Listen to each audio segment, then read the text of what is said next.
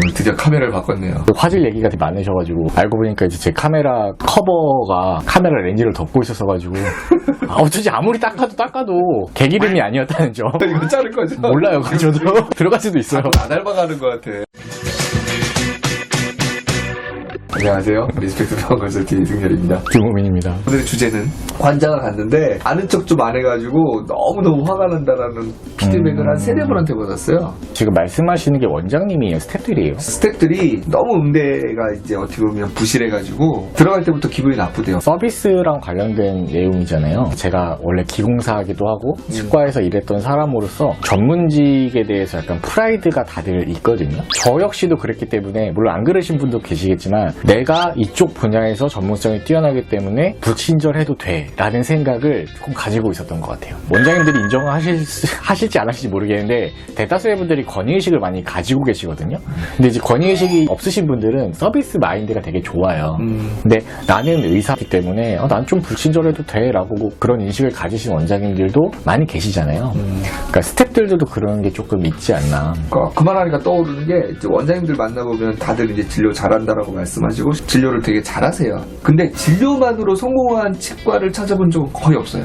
경쟁력은 의외로 진료적인 면보다 진료 외적인 면에서 경쟁력이 더 있다. 이거를 꼭 좀 놓치지 않았으면 좋겠어요. 그래서 여기 이제 살붙이는 작업들 있잖아요.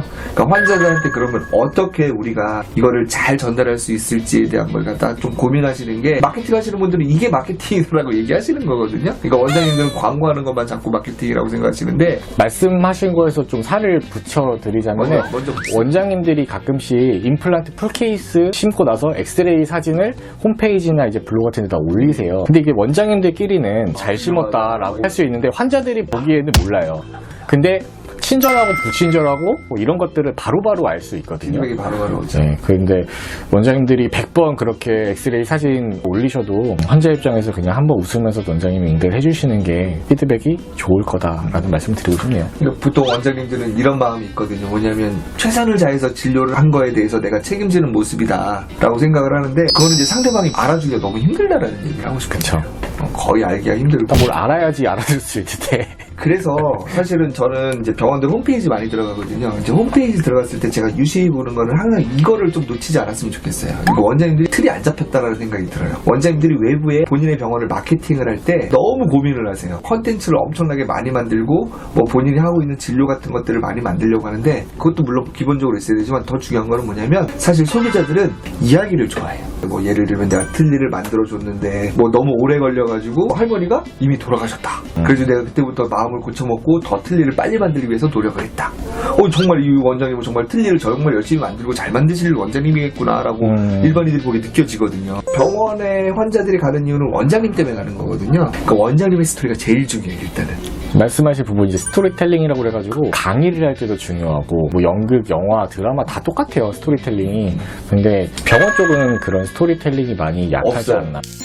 제가 보면 잘 되는 병원들의 공통점이 그거예요. 예를 들면 어머님 치아가 안 좋아가지고 내가 치과 의사가 되기로 결심했다는 게 너무 좋잖아요. 사실은 그러면 환자들이 느끼 그럼 다 어머님처럼 봐주겠구나라고 느껴질 수 있는 거거든요. 그게 첫 번째. 그 다음에 두 번째가 본인 브랜딩에 대한 스토리를 또 만드셔야 돼요. 대부분의 브랜딩은 자기 이름이 들어가거든요. 병원 이름을 만약에 만들었다. 한번 예를 들어보실래요? 트플란트 치고 틀니하고 임플란트만 전문으로 하겠다는 게 느껴지잖아요. 왜 틀니하고 임플란트를 전문적으로 하게 됐는지도 좀 스토리로 들어가면 되게 좋겠죠. 그리고 어떤 병원을 만들고 싶고 내가 이거를 하기 위해 가지고 어떤 과정들을 겪어왔는지 내가 다른 병원하고 뭐가 좀 다른지 이게 브랜딩 스토리예요.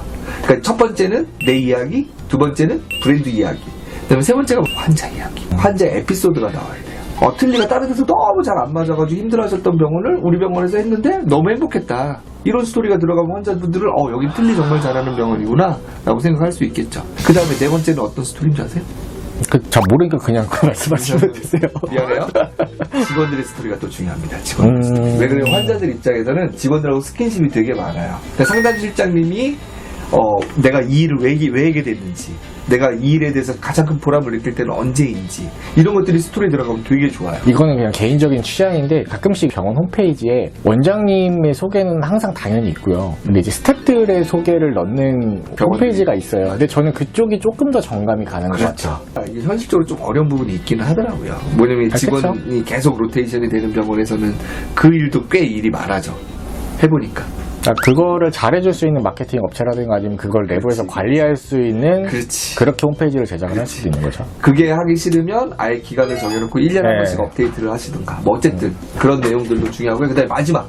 그러니까 5가지. 첫 번째 원장님 스토리, 두 번째 병원 브랜드 스토리, 세 번째 환자의 스토리, 네 번째 직원의 스토리. 그 다음에 마지막 5번째가 뭐냐면 환자와 병원 간의 스토리.